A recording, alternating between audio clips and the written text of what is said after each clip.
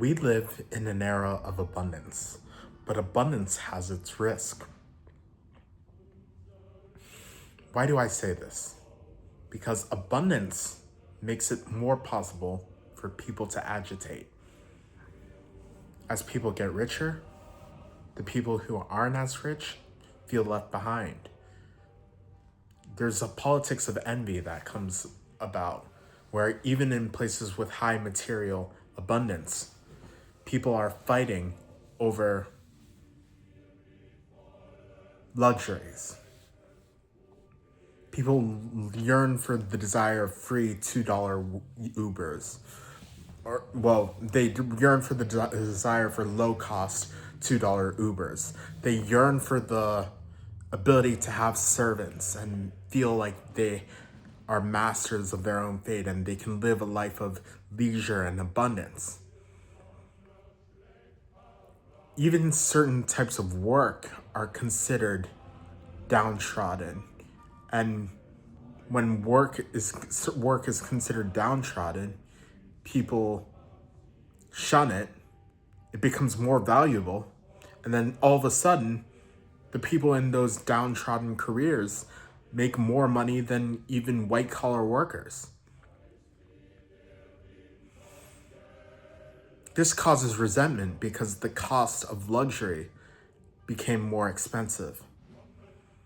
Even things like tickets to your favorite actor or actor's show, or tickets to a concert, all of those are becoming more expensive.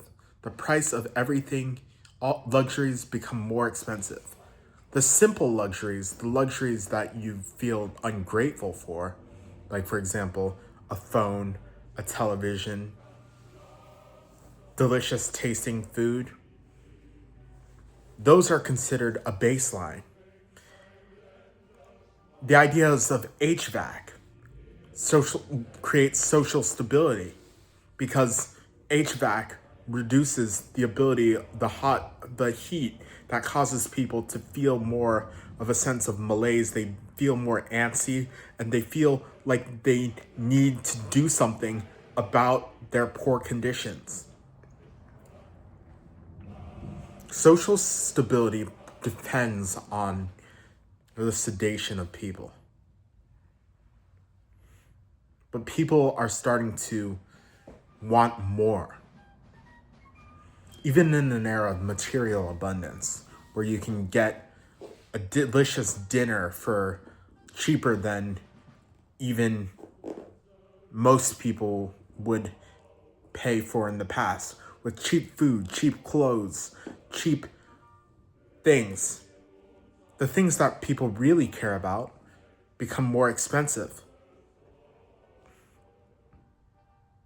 People want to buy houses in the best locations. They want to be able to afford a home in New York or LA.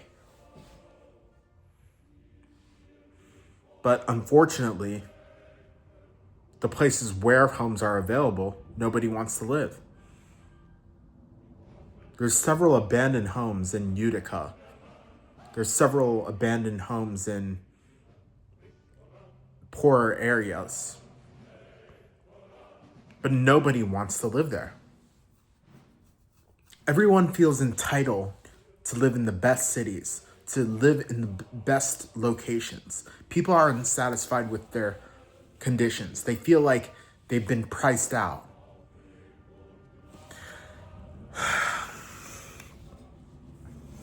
They hate gentrification because an improvement in society makes it more expensive for them.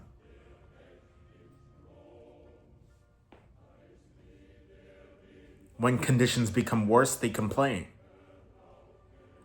Everyone complains about things like, oh, we need more manufacturing. But they wouldn't dare work in a factory job. Everyone wants convenience, but nobody wants to build the fruits that manage civilization. Those thankless workers, immigrants who do construction, people who do plumbing, people who run our civilization, sanitation workers, they run our civilization, not in the way where they control everything, but they make sure our civilization thrives. And we need more of those workers. But the thing is, the average American citizen feels too privileged to even participate that. Welfare benefits are so enhanced that working is deemed a punishment. If they work for the wages that they get from some of these jobs, they would lose their benefits. And then they're working to receive nothing. The problem with society is that it incentivizes the wrong things. It incentivizes dependency. It subsidizes demand instead of subsidizing supply. The world isn't working. The reason why Americans are wasting so much money, we live in a high GDP society, yet inflation has caused everything to be so expensive that people can't live, is because we aren't doing the things that reward things making other people's lives better. People want the entitlements, but they don't want to give. People feel entitled to other people's labor, and that is a huge problem. It's a spiritual problem, a spiritual sense of malaise.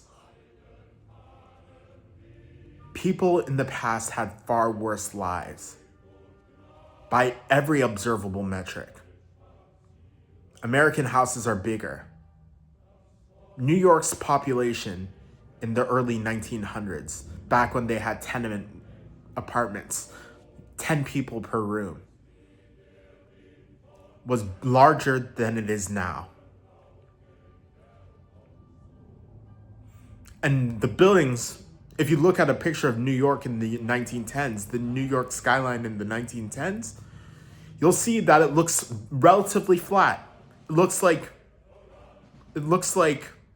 an average small town with houses barely over 3 stories. People are complaining because they feel like there was an imagined past where everyone had what they want. They had big houses. They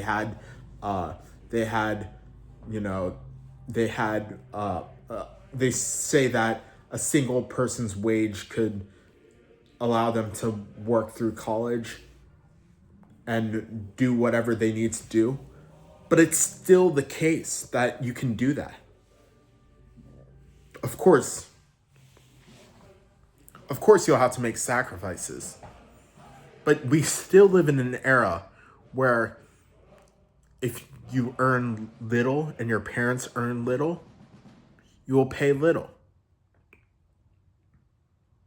We still live in an era where if you are low class, you can skip classes. The hard part is the sons and daughters of upper middle class people who are downwardly mobile.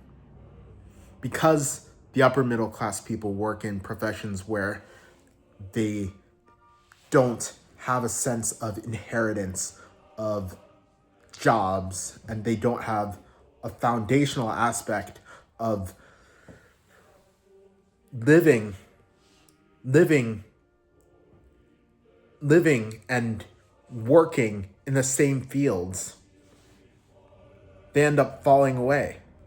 Upper middle class people work at corporations. They don't work on their own family farm. They don't run their own business. In the modern era, people have sacrificed independence for a stable paycheck.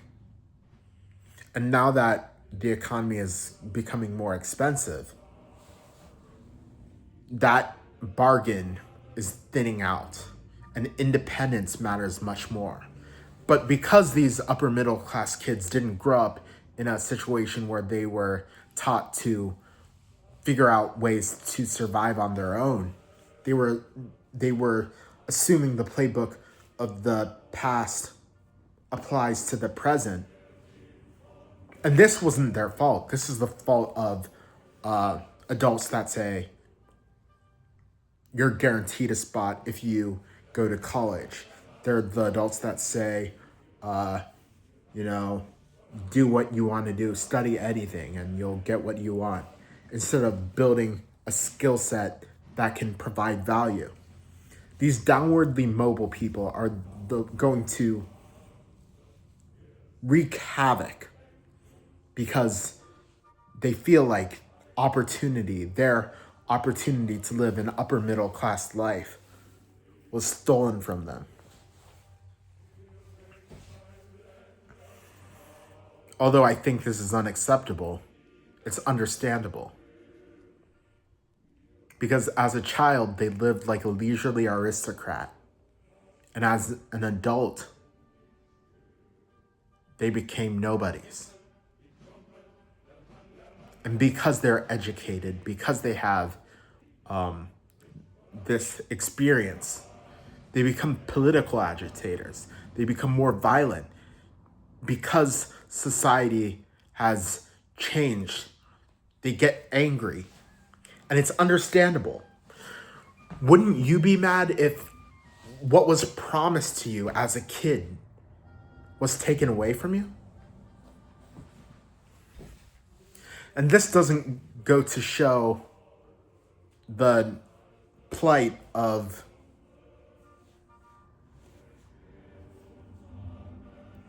the low-class people in other countries. Because the downwardly mobile people in the first world countries feel entitled, they don't realize that even though they don't have what they want, they still have 3 meals a day. They still have running water. They still have toiletries.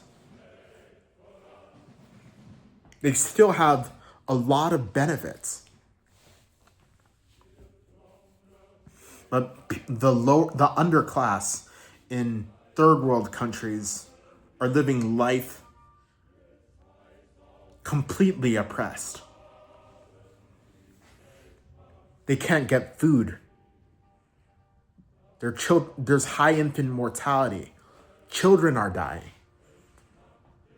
They go malnourished. You see all of these coups in these West African nations and revolutions in other parts of the world. It's because the people are genuinely desperate. And I feel like the downwardly mobile sons and daughters of upper middle class families in the US are going to burn it all for the chance to be the top of a new system. But as you know, the revolutionaries of this time are often purged by when power consolidates in a new system. This is a warning. If you think life is bad right now, it could get a whole lot worse. Don't throw everything away just for a shot of being the top. In 1 out of a million realities, it might be real. But in the other realities, you're dead, in jail, or tortured. Be careful out there.